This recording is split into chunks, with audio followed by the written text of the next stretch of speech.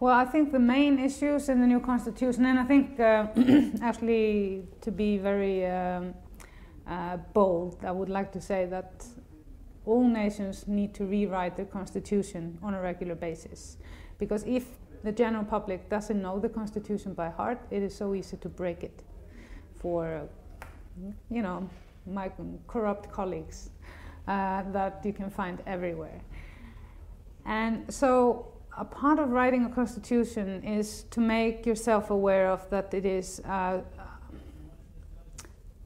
it's sort of like that's the best way for a society to decide what sort of society they want to live in. Do we want to have our national resources in the ownership and the guardianship of the nation or corporations, for example? Do we want a certain percentage of the nation to be able to call for national referendums on issues that the nation feels are important enough to go through the effort of collecting that many numbers of people? Do we want a certain minority of parliaments to be able to say a vote of non-confidence or to vote on certain issues in national referendums? These are sort of the fundamental questions I think are very, very important. And right now, with the limited resources we have, each and every one, each and every nation, we have to be vigilant and protective of the last remaining resources we have. And they have to be in the guardianship of the nations. So these are the things I feel are important to be in constitutions. And these are some of the issues that are going to be worked on according to the suggestions from the committee that prepared the groundwork for the Constitutional Council. Yes,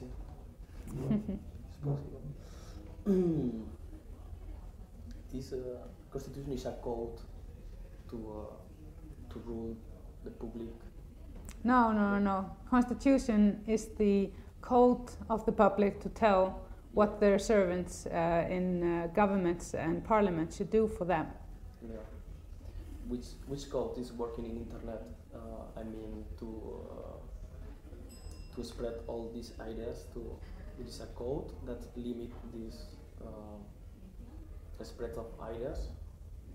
Well, I think if we look at the internet specifically, because I come from this time on the internet when it was like a new space, a new earth, so to speak, in a virtual cyberspace.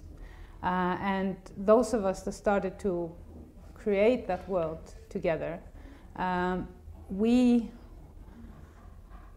were so impressed by the fact that we got to create a world that was interconnected without any borders and no limitations.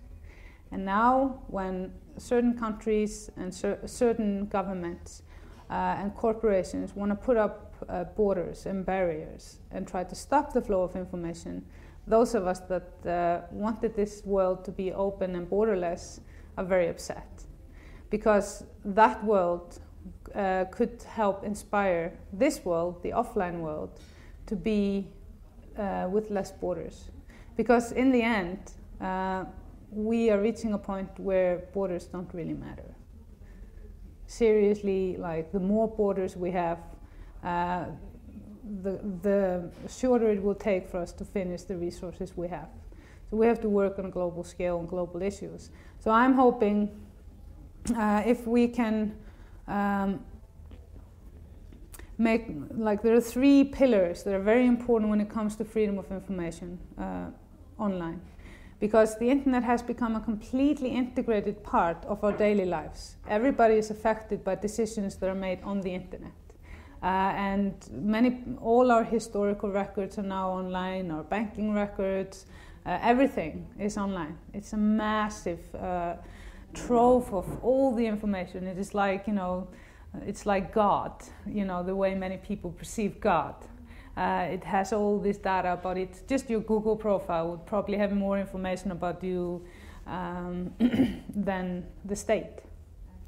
So we have to ensure that we are treated online as citizens, not consumers, that we have the same rights as citizens offline as online, and vice versa. Very important. Currently, just like I experienced with my Twitter case in the United States, where the Department of Justice has gone after my personal information, background information from Twitter, and most likely also Google and Facebook. They treat me as a consumer. And so they say, since I'm not a US resident, I'm not protected by the First and the Fourth Amendment in the United States. And I don't, according to the ruling which we have appealed, I don't have, and none of us, the citizens in the social media, are considered citizens. So we can't defend ourselves. We have to rely on the social media side to defend us and to let us know that our information is being sought after by the government in the United States. And many people feel that this is completely over the board and incredible discrimination on all other nations except the US. So we have to, most of the social media is stored on servers in the United States.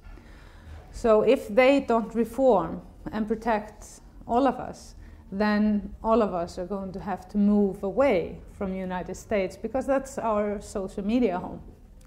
And this is the whole concept behind IMI as well, is to create a legal framework that takes into consideration that we are living in a world with no borders. We are living in clouds that move from one end of the world to the other. We are truly global citizens online.